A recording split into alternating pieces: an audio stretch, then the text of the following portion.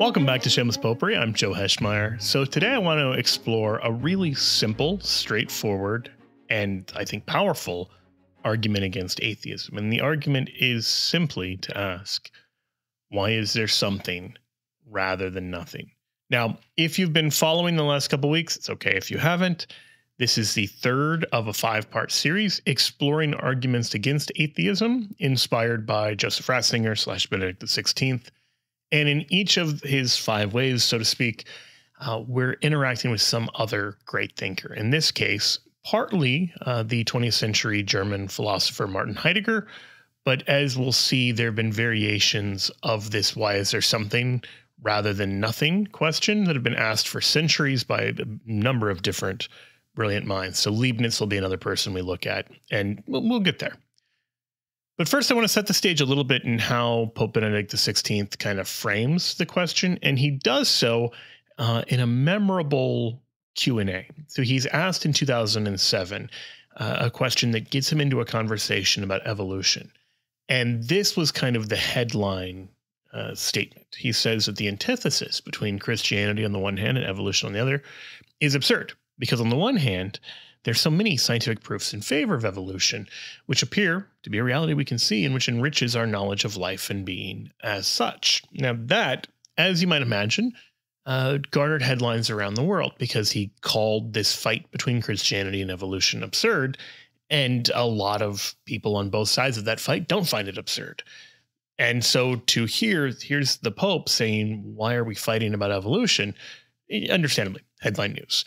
I'm not going to touch any of that. Rather, it's the second half of what he says that went a little underexamined, underreported, but is, in my view, the more important half. He says, on the other hand, the doctrine of evolution does not answer every query, especially the great philosophical question. Now, what's the great philosophical question? Where does everything come from? And how did everything start, which ultimately led to man? In other words, if you want to believe in evolution, fine, go nuts. But it doesn't answer the question, why is there something rather than nothing?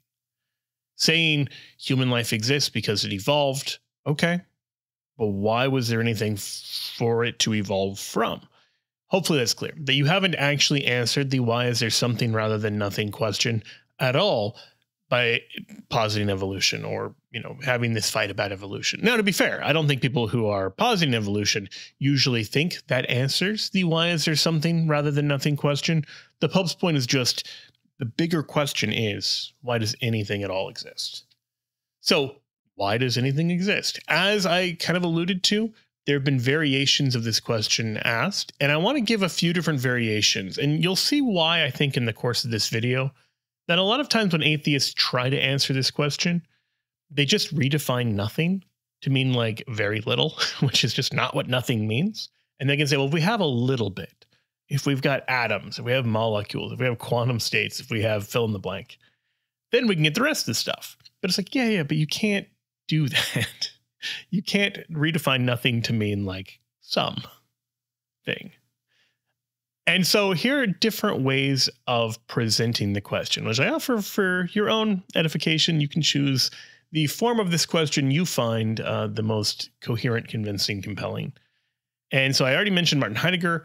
He argues that the first rank kind of question, the fundamental question of metaphysics, is the question, why are there beings at all instead of nothing? So that's one way of putting it. Another, if you go back several centuries to Leibniz, the co-founder of calculus, so to speak, he argues for what's called the principle of sufficient reason. And he says this is the great principle that says that nothing happens without it being possible for someone who knows enough to give a reason sufficient to determine why it is so and not otherwise. In other words, if X phenomenon exists in science and human behavior and fill in the blank, the principle of sufficient reason says there's some reason that thing happened. We may not have all the information to explain why, but things happen for a reason. Leibniz is not here arguing things happen for like a higher purpose because God wills it so. It could just be the vase broke because it fell on the ground because of gravity. That's a reason, right? Like that's what he's arguing for. The principle of sufficient reason, almost everybody agrees with this, because if you don't, then you just kind of can't have an intellectual inquiry. If you just say vases just fall on floors, okay, that doesn't, you're no longer even trying to give an adequate explanation for reality. So the principle of sufficient reason says if something happens, there's a reason why. And so he says, okay, if you assume that, the first question to ask is then, why is there something rather than nothing? Right? Like you cannot just say it's a brute fact, just is, it's just so, because then you're denying the principle of sufficient reason. You have to give some explanation. Okay, all this stuff doesn't have to be here, and yet it is. Why? So I like Leibniz's version of it, but I'm, just offering you different versions. Father John F. Whipple, he describes the ultimate why question in his words. Why is there anything at all rather than nothing whatsoever? And what I like about this, what I like about Father Whipple's version is the anything at all and the nothing whatsoever are obviously like stressed. Not just why is there something rather than nothing, but why is there anything at all of any kind rather than nothing whatsoever? Because as I already alluded to, the atheists who try to answer this question almost invariably redefine nothing whatsoever to mean like a little bit. So here's the existence argument in a nutshell. The first premise, if God did not exist, no things would exist. There'd be nothing whatsoever. Second premise, things do in fact exist. I think that should be self-explanatory, self-evident. The conclusion then is that therefore God exists. And so the test I would offer is Carl Sagan's apple pie, which is to say, if you want to build, well, I'll let Carl Sagan do it. He does it so well. This is from his series Cosmos.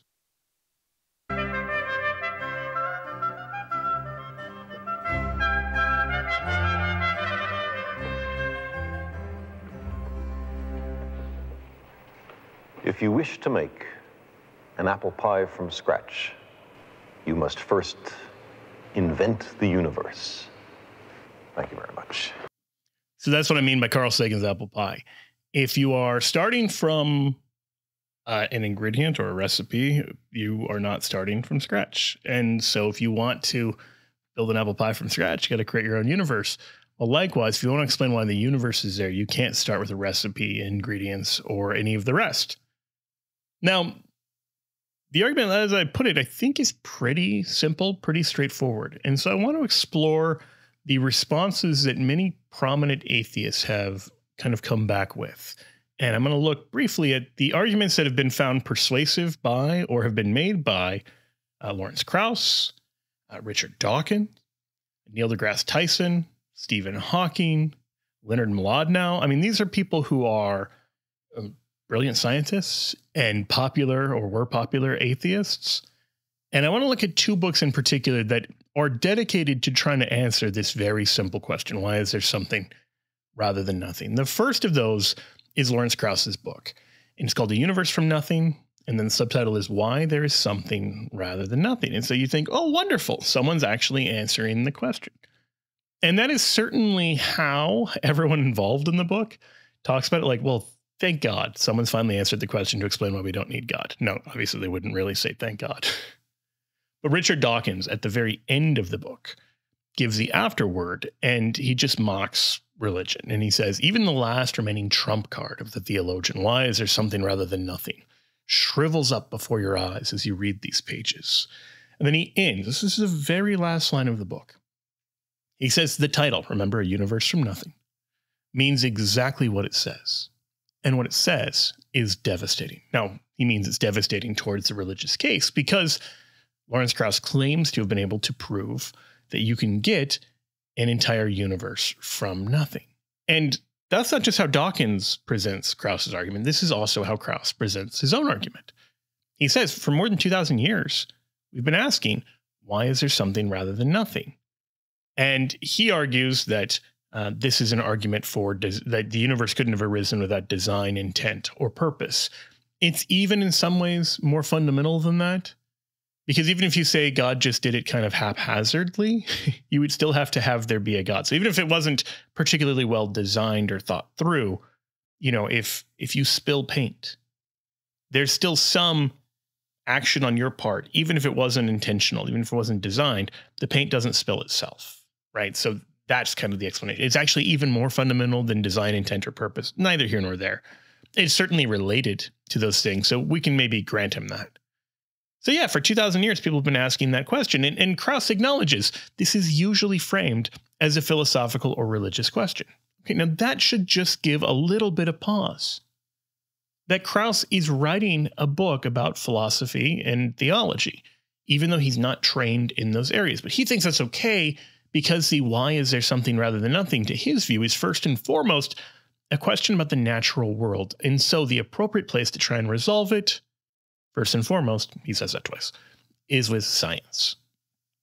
So all these religious people, all these philosophers, all these people who are not scientists are asking this question that Krauss says, well, isn't this just a scientific question? Now, I think we're going to see, no, it's not.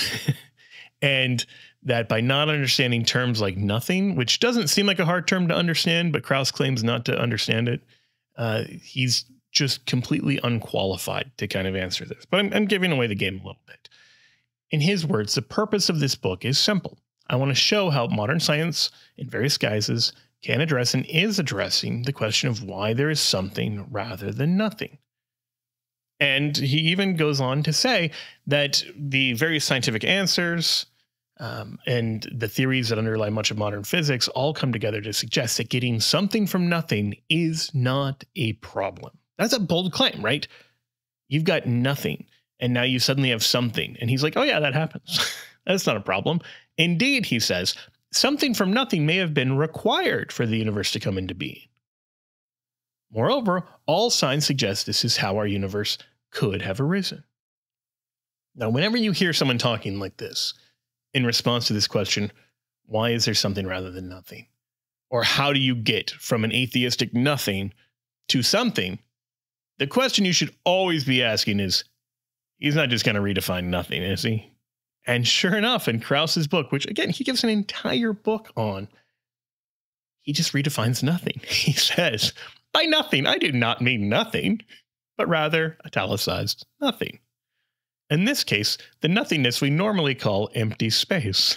So he's just said, by nothing, I don't mean nothing. I'm not actually going to do the thing I said I was going to do. I'm going to tell you instead how you can get a universe from empty space. Now, if he titled his book A Universe from Empty Space, people would probably not be interested in buying it, because the question is, how did the empty space get there? If you already have what we normally call like outer space, where is that coming from? But no, he's just redefined it. So by nothing, he means empty space.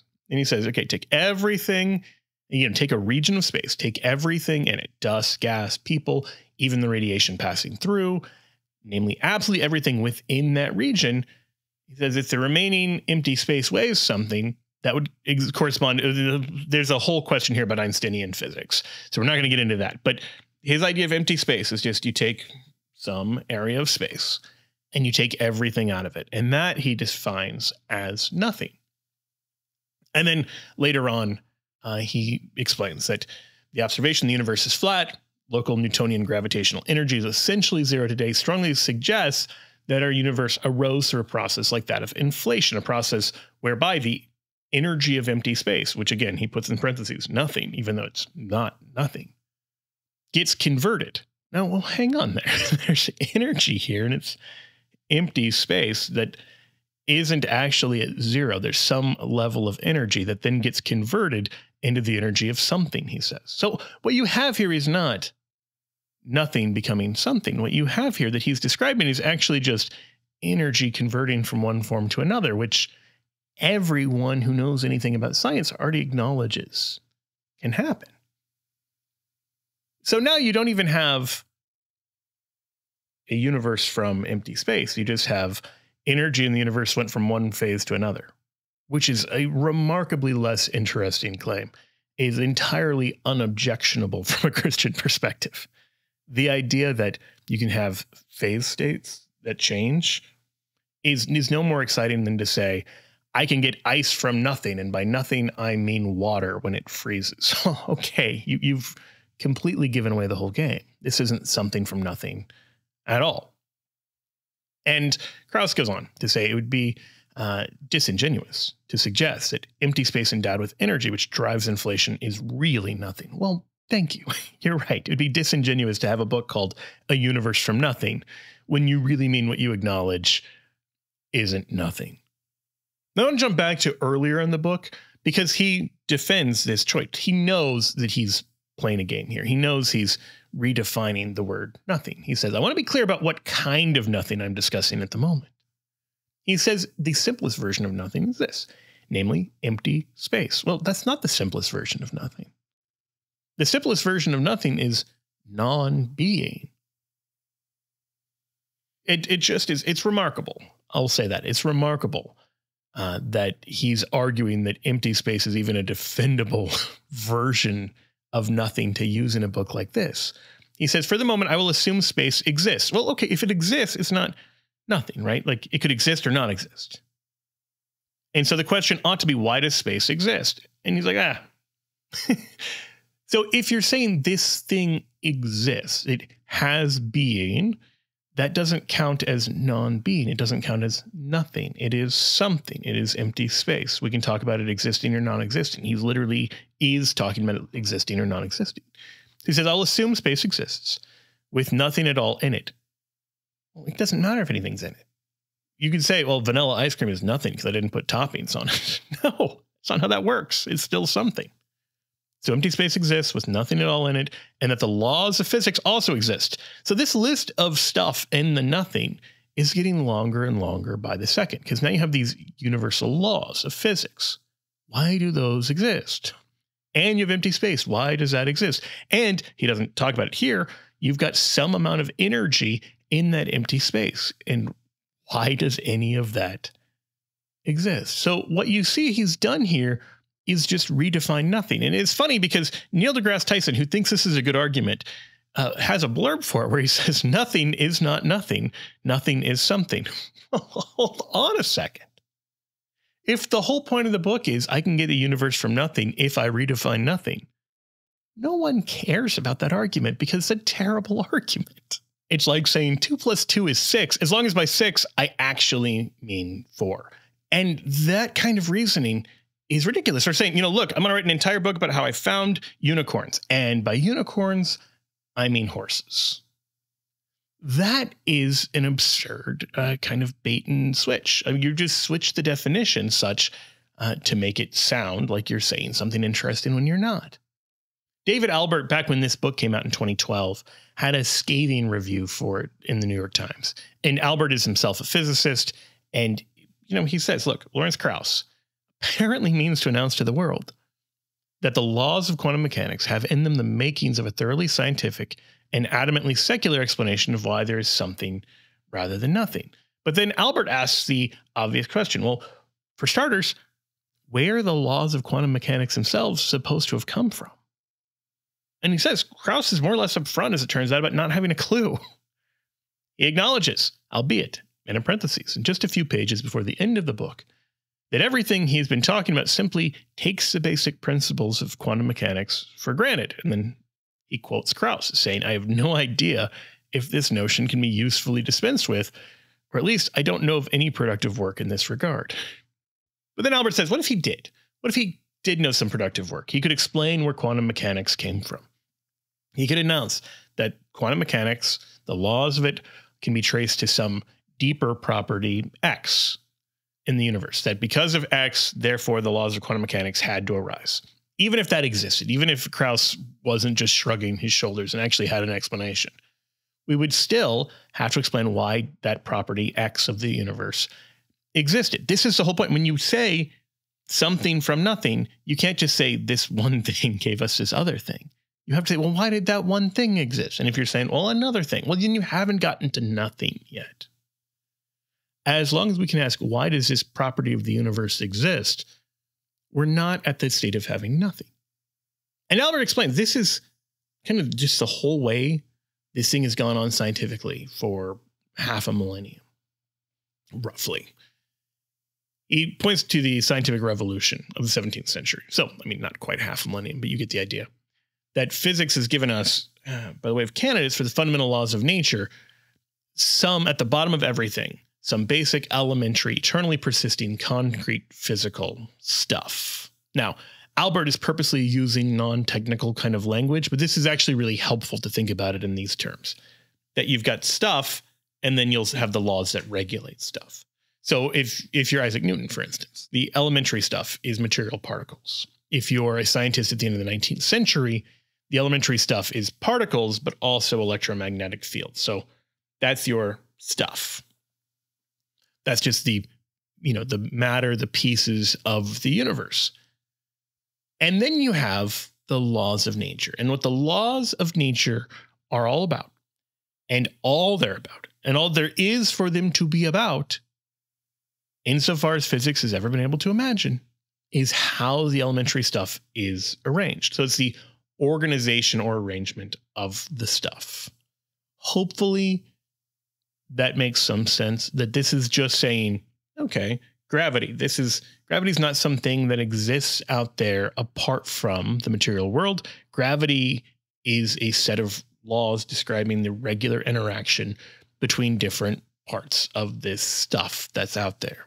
I hope that's clear. I hope that's self-explanatory, because Albert is making the point that these two things are the two categories. When someone is talking about things in the universe, they either mean some physically existing thing, the stuff, or a law about how physically existing things interact with other physically existing things. Those are the laws. And that's what physics deals with. And so Albert says the laws have no bearing whatsoever on questions of where the elementary stuff came from. Right? Like the law, gravity doesn't give rise to physical objects. It explains how physical objects interact with each other.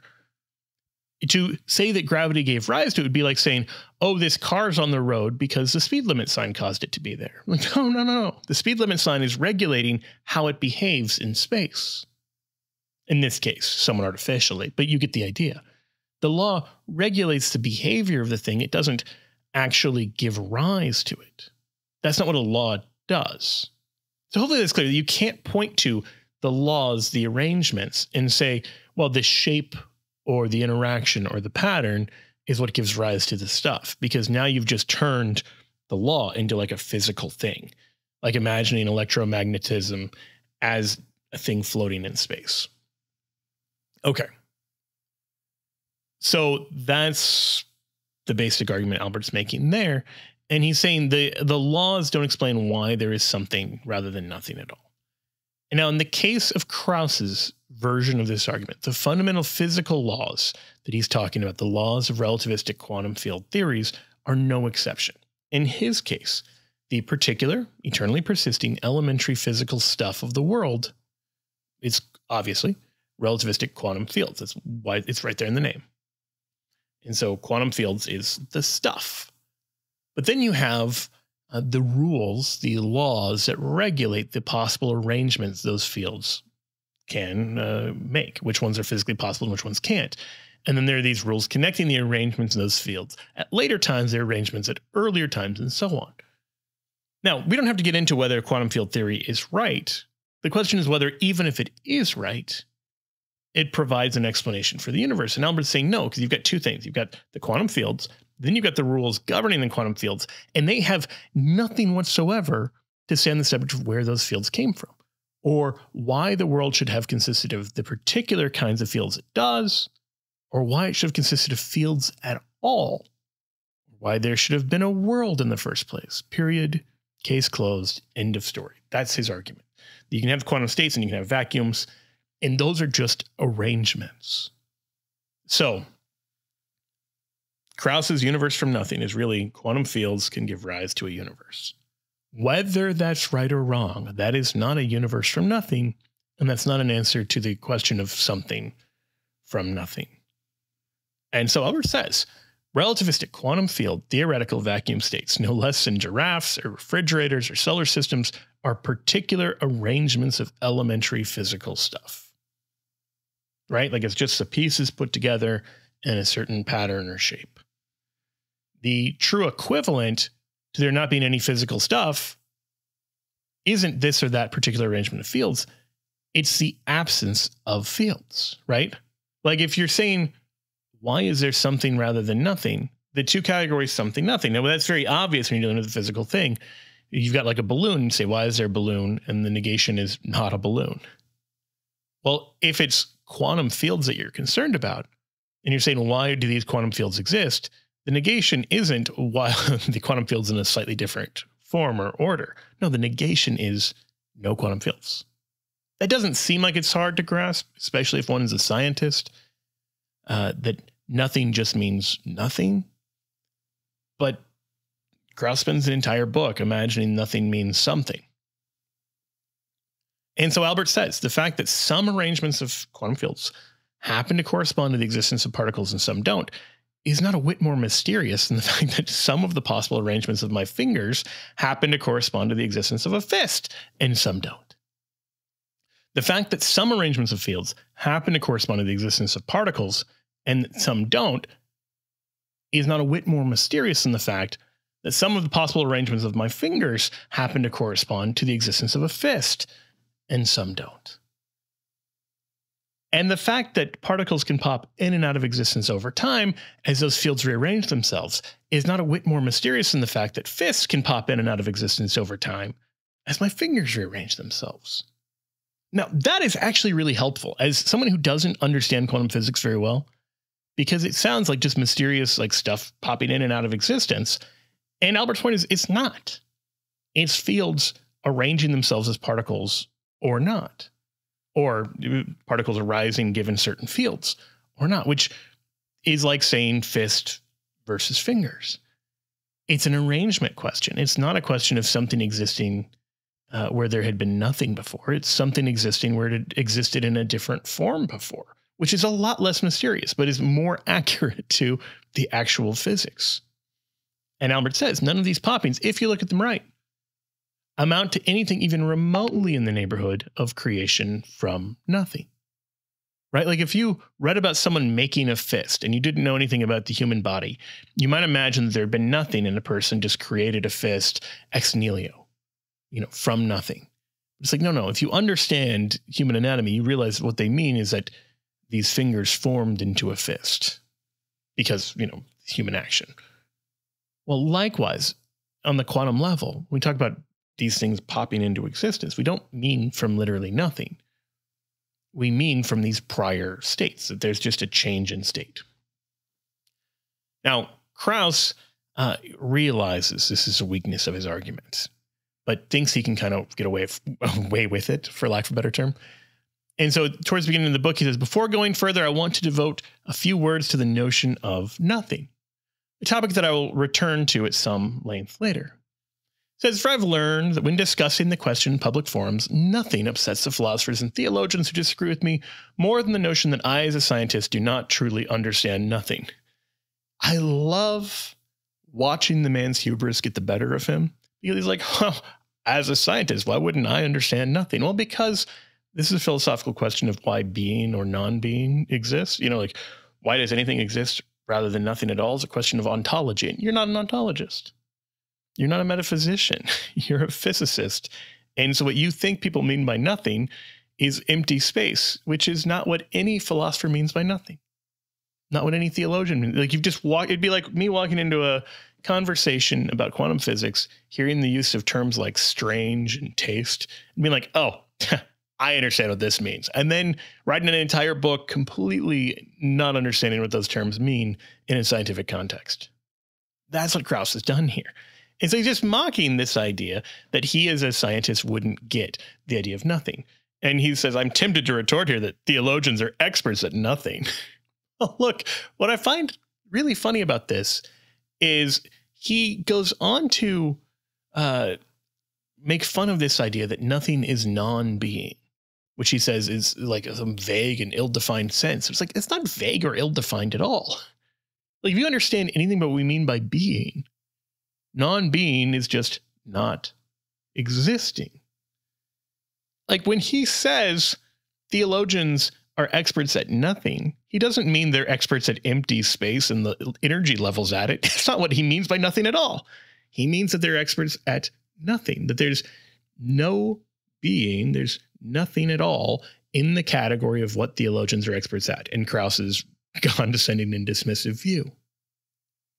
And likewise, when he says nothing upsets the philosophers and theologians more than his total arrogant lack of understanding of the word nothing, he doesn't mean empty space upsets them more. He's saying there is not a thing that upsets them more. So he twice in a paragraph, or in the couple paragraphs preceding when he claims not to understand this use of the word nothing, uses it correctly in the way that he claims is ill-defined and vague. Like, no, that's perfectly clear. That's what people ordinarily mean by the word nothing. That if there's something in the category, then it's not nothing, right? Like, that's one way to think about it. If you have a category, what are theologians experts at? Or if you have a category, what bothers them more than you not understanding the word nothing? And you say there's 0 things in that category. Okay, now you've met the criteria for nothing. If you say empty space or the universe or something else is in that category, well, you've got things, you've got beings. You don't have non-being or nothing. So I'm spending a lot of time on this because it's apparently confusing to a physicist, but I don't think it should be confusing at all. And so Krauss claims that we're the ones redefining nothing. We're not. He says some philosophers and many theologians define and redefine nothing as not being any of the versions of nothing that scientists currently describe. Well, first of all, no, we're not the ones redefining nothing. Nothing has always been non-being. That's it. We're not the ones doing the redefinition. Krauss is the one redefining it to mean empty space with low levels of energy in it. He says, but therein, in my opinion, lies the intellectual bankruptcy of much of theology and some of modern philosophy. For surely, and this is a brilliant line, for surely nothing is every bit as physical as something, especially if it is to be defined as the absence of something. He's just a thoroughly confused scientist here. He can't imagine nothing except by imagining a visual, like physical something, which means that he just doesn't even understand what the debate about nothing is about. Now, he goes on to defend this and says, I realize that in the revised versions, again, we're not the ones revising, but nevertheless, I realize that in the revised versions of nothingness, those who wish to continually redefine the word, we're not the ones redefining, so that no scientific definition is practical, this version of nothing doesn't cut the mustard. Now, when you say that, you should just put the pen down and say, I guess I'm wasting my time writing a book. Like, I've waded into a conversation I realize is done by philosophers and theologians, in that what I think of as nothing doesn't cut the mustard.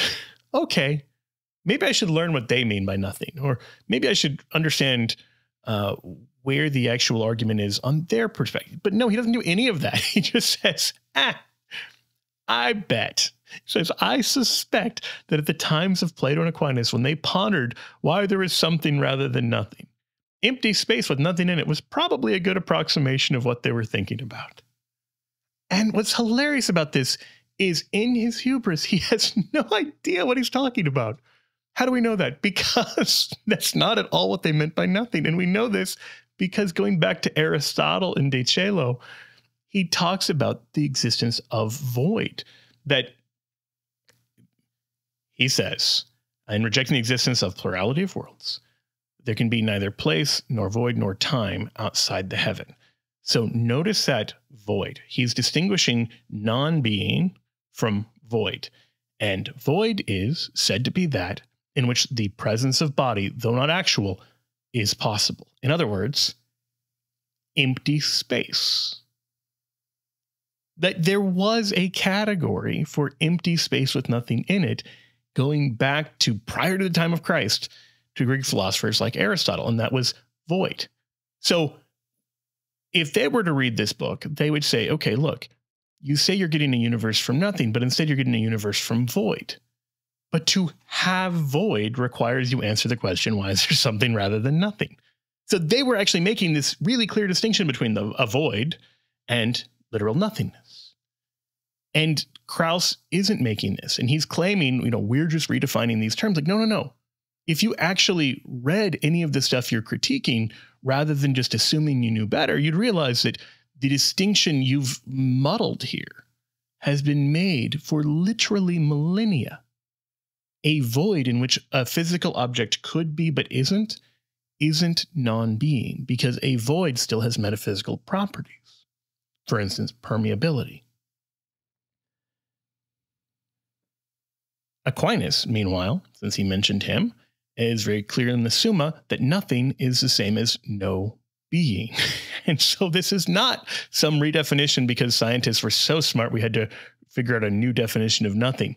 No, that's what the word literally means and always has meant. Aquinas describes the not being, which is nothing. So nothing is a negation of being, always has been, always will be. It's not a void. And so his just assumption that when he says empty space with nothing in it, that means the same thing is just an extremely elementary mistake that he makes by assuming he knows what the ancient Greeks and Aquinas would say without bothering to read the ancient Greeks or Aquinas on the subject as they make those very careful, very clear distinctions. But let's leave that aside. David Albert's going to say, even if that's right, this is a ridiculous argument. That as far as he can see, Krauss is dead wrong. His religious and philosophical critics are absolutely right. Who cares what we would or would not have made a peep about 100 years ago? Right? Like, let's imagine for a second that Aquinas and Aristotle wouldn't have realized there was a difference between a void and non-being. That would just mean they were wrong, right? And if what we formerly took to be nothing turned out on closer examination to have the makings of protons and neutrons and tables and chairs and planets and solar systems and galaxies and universes in it, then it wasn't nothing, and it couldn't have been nothing in the first place. And the history of science, if we understand it correctly, gives us no hint of how it might be possible to imagine otherwise. In other words, the best case version you could make about Krauss's argument is if someone was reading this 100 years ago and thought that there was no difference between a void and non-being, which they actually did understand that distinction, but imagine they didn't, then they could read this book and realize, oh, okay, I thought that was completely empty space, and it turns out it's not.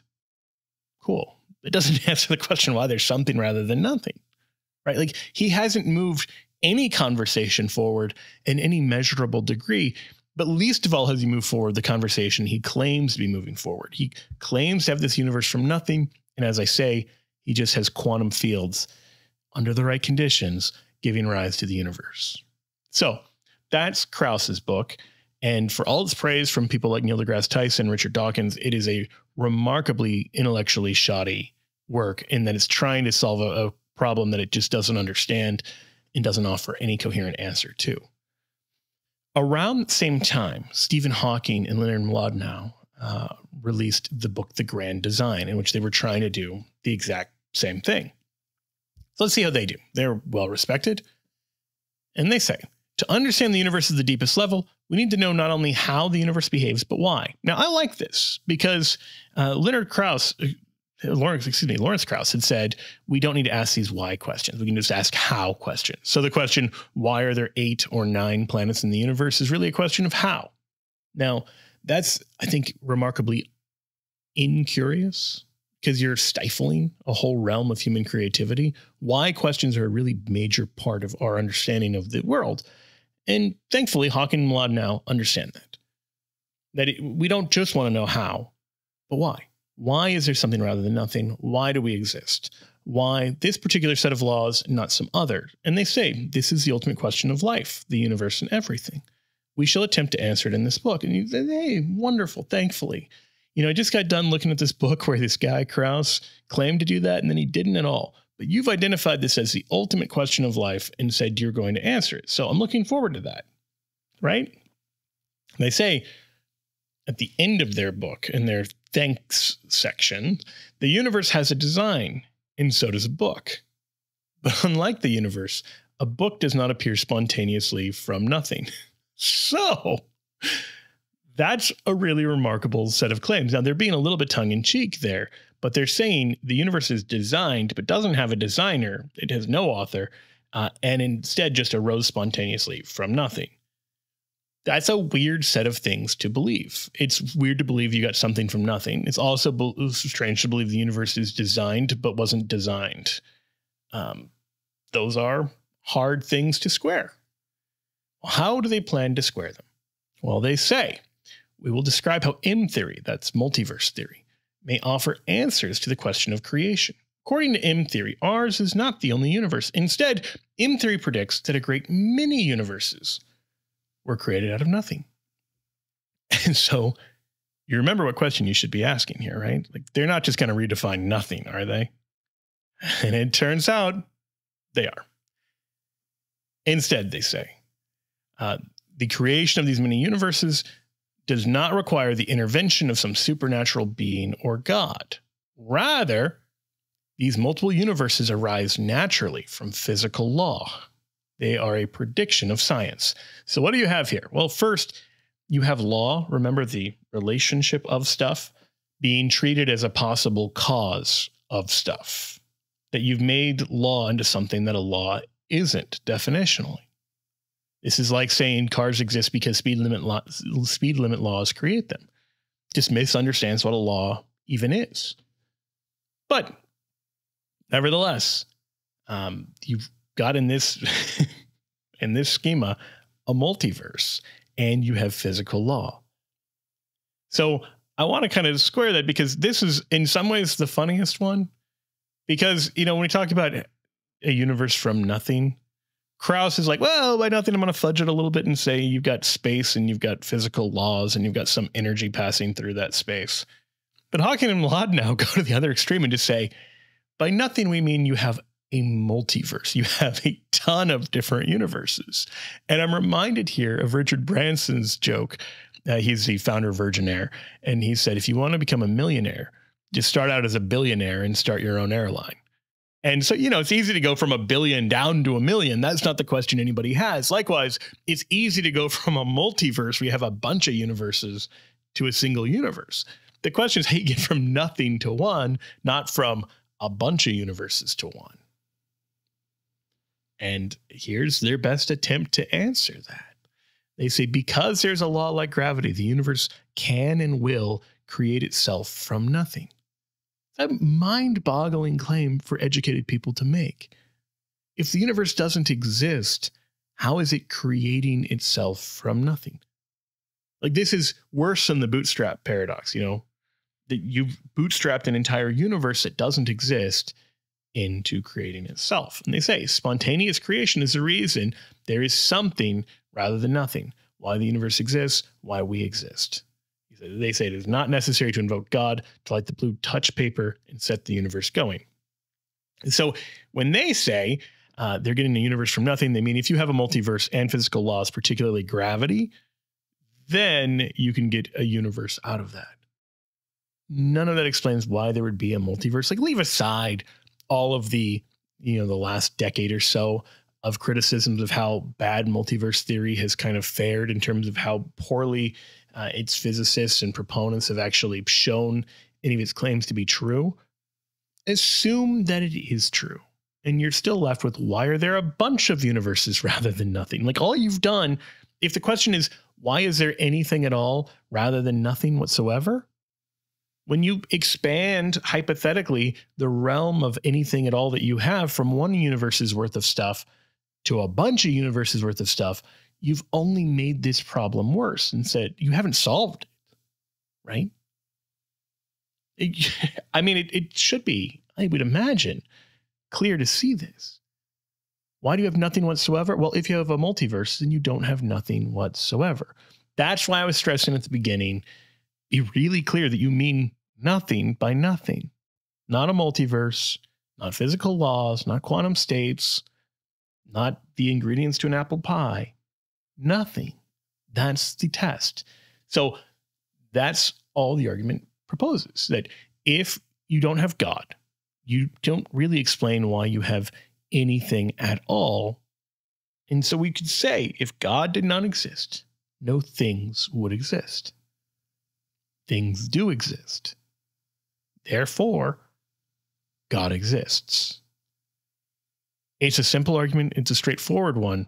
But as you can see, even some of the best minds out there really stumble over this in their effort to avoid how obviously this points to God. Last thing I'll say here, you may remember Dawkins calling it the theologian's last trump card. That shows something of its effectiveness, of its power. And so they can kind of wave it away and say, oh, no, we can explain that. But they can't. The argument is clear, it's profound, and it's simple. So if you're a Christian, I would encourage you to kind of take to heart some form of this argument and be prepared to share it. If you're not a Christian or not a believer at all, if you're an atheist, I would encourage you to really ponder this question and say, okay, when I think of a universe coming from nothing, what am I actually meaning by nothing? Or alternatively, do I just sort of shrug and say this is a brute fact and deny the principle of sufficient reason? Because neither of those are effective answers, I would argue. All right, I hope you enjoyed. The next 2 weeks are going to be a little less sciencey, or a lot less sciencey, and a little less heady. We're going to be looking at beauty and holiness as arguments against atheism in a unique kind of way. For Shameless Popery, I'm Joe Heschmeyer. Thank you and God bless. Thank you for listening to Shameless Popery, a production of the Catholic Answers Podcast Network. Find more great shows by visiting CatholicAnswersPodcast.com or search Catholic Answers wherever you listen to podcasts.